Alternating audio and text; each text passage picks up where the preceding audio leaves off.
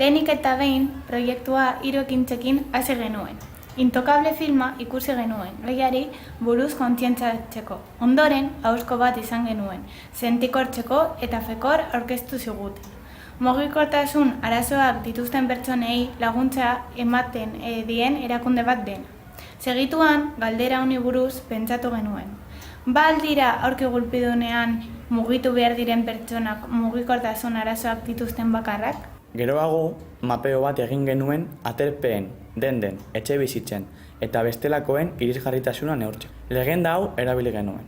Gorria, irisgaitza dela adierazteko, laranja, erdi irisgaitza dela adierazteko eta berdea, irisgarria dela adierazteko.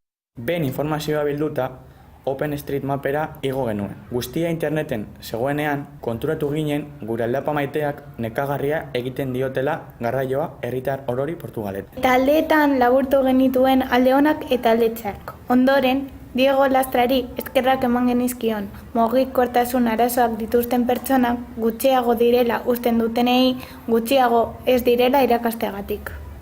Abenduaren 3an, mugikortasun murriztua duten pertsonen eguna ospatzeko 4 ikasle Bilbora joan ginen.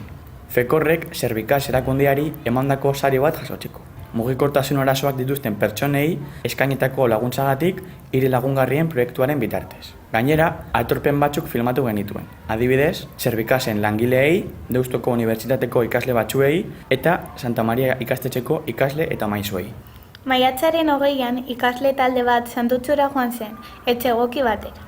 Bertan, tur bat egin zuten, eraikinaren barnetik. Beste 2 pertsonekin eta langileen laguntzarekin modu batean mugikortasun arazoak dituzten pertsonen bizitzak ulertu ahal izateko.